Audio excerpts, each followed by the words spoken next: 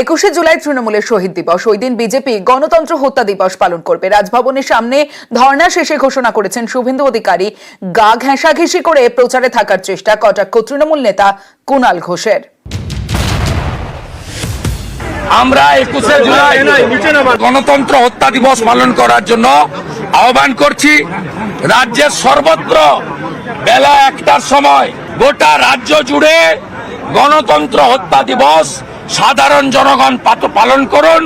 As a leader of opposition representing 2,33,27,000 voters, আমি appeal করছি আপনারা নামুন।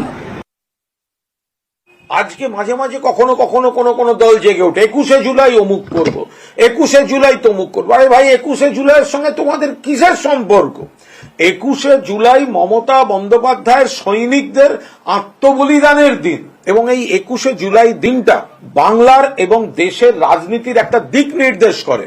যুগে যুগে সেটা দেখা গেছে। ফলে এইটাকে নকল করার জন্য এর সঙ্গে একটু গা ঘেঁষাঘেঁষি করে চললে যদি প্রচার পাওয়া যায়, সেই জন্য এই দিনটার সঙ্গে জুড়ে কেউ সস্তা প্রচারের চেষ্টা করেন।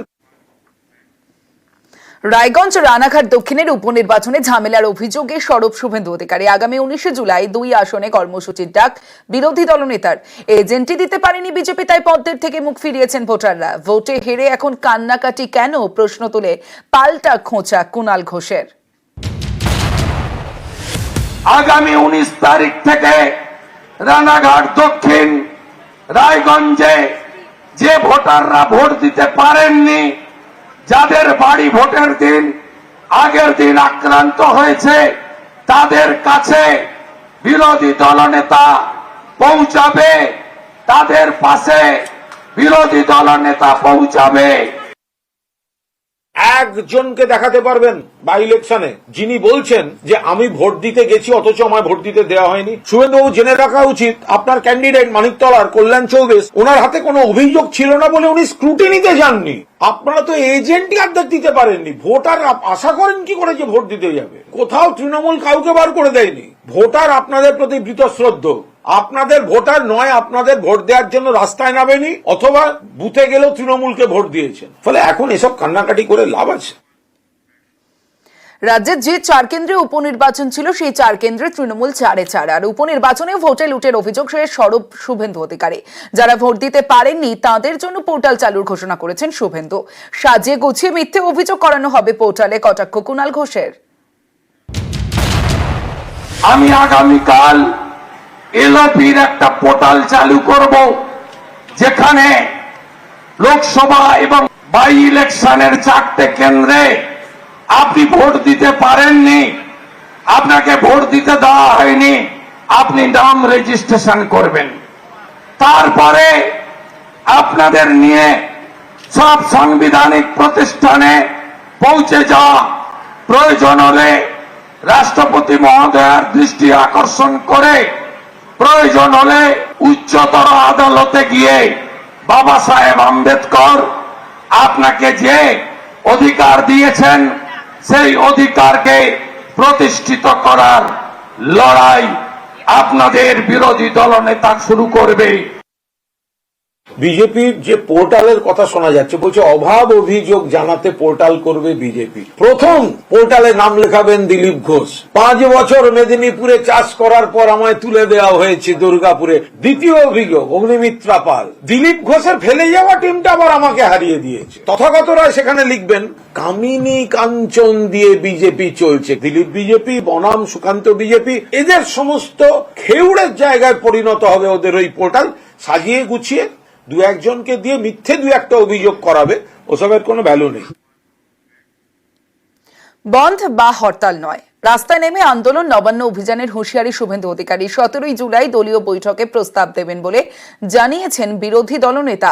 ভোটে বিজেপির ভরাডুবি, কটাক্ষ কুণাল ঘোষের। সেফ ডেমোক্রেসি পথই পথ দেখাবে। বন্ধ এবং হরতাল ভাঙচুর নয়, কিন্তু রাস্তায় নেমে প্রতিবাদ হবে। এবং আমি আমার দলের সঙ্গেও কথা বলবো, যাতে এগুলো হওয়ার পরে খুব তাড়াতাড়ি নবান্নতে আবার নবান্ন অভিযানের প্রয়োজন আছে বলে মনে করি। 17 তারিখে দলের মিটিংয়ে আমি এটা দলের কাছে প্রস্তাব দেব। আরে ভোট দিয়ে যে জিততে পারছেন না বলছেন নবান্ন অভিযানে যাবে। নবান্ন অভিযান নয়, নবান্নে যেতে চাইছেন। লোক নেই, জোর নেই, নির্বাচনে বারবার পরাজয় পরাজয় পরাজয়, বলছে নবান্নে যাব। গভীর ব্যাপার, মনের মধ্যে কি লোকজনের চলছে সে বলা খুব কঠিন ব্যাপার। এবার কোচবিহারের দিনহাটার দিকে নজর রাখবো। লক্ষ্মীর ভান্ডার বন্ধের হুঁশিয়ারি দিনহাটা 2 ব্লকের তৃণমূল সভাপতি দীপক ভট্টাচার্যের। তিনি লক্ষ্মীর ভান্ডার বন্ধের হুঁশিয়ারি দিয়েছেন। কি বলেছেন তিনি, প্রথমে শোনাবো আপনাদের।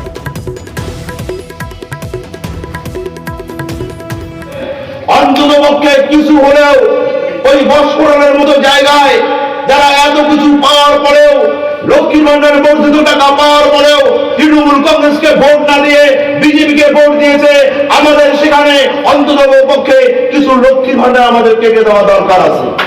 অন্ততপক্ষে মানুষকে একটু জানানো দরকার। শুভঙ্কর রয়েছে আমার সঙ্গে, শুভঙ্করের সঙ্গে কথা বলবো। শুভঙ্কর, কোন পরিপ্রেক্ষিতে, কেন এই মন্তব্য দীপক ভট্টাচার্যের? হ্যাঁ দেখো, দীপক ভট্টাচার্য দিনহাটা 2 ব্লক তৃণমূল সভাপতি এবং দিনহাটা বিধানসভা কেন্দ্রের মধ্যে এই দিনহাটা 2 ব্লক পড়ে। গত লোকসভা নির্বাচনে কোচবিহার জেলা তৃণমূল প্রার্থী জয়ী হয়েছে। দিনহাটা বিধানসভা কেন্দ্রেও 18,000-এর মতো বেশি ভোটে জয়ী হয়েছে তৃণমূল।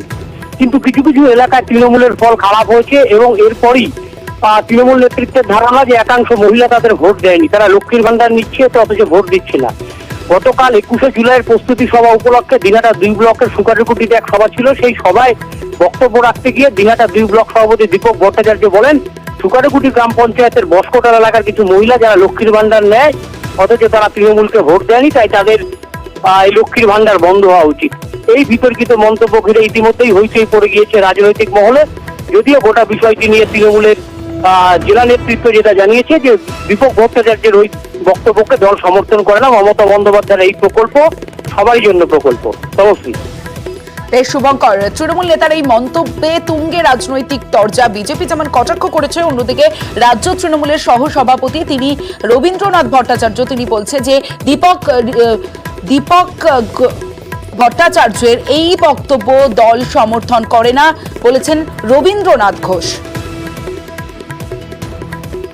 শাসক দলের নেতার যদি এরকম মন্তব্য হয়, এর থেকে দুর্ভাগ্যজনক কিছু নয়। আমরা মনে করি সকলের প্রকল্পের সুবিধা পাওয়ার অধিকার আছে। আমরা চাই দ্রুত ব্যবস্থা গ্রহণ করা উচিত এবং যারা গরিব প্রান্তিক মানুষ তারা যেন লক্ষ্মীর ভান্ডার থেকে বাদ না পড়ে। এই বক্তব্য, দীপক ভট্টাচার্যের বক্তব্য দল সমর্থন করে না। সুতরাং কে কোথায় ভোট দিল না দিল তার সাথে এটা সম্পর্ক নেই। রাজনীতির সাথেও এই প্রকল্পগুলোর কোনো সম্পর্ক নেই। তিনি যা বলেছেন তিনি ভুল বলেছেন, তিনি ঠিক কথা বলেননি। আমি বলবো তিনি তার বক্তব্যকে শুধরে নিন। যারা এই ধরনের বক্তব্য রেখেছেন তাদের উচিত হাত জোর করে মানুষের সামনে ক্ষমা চাই নেওয়া।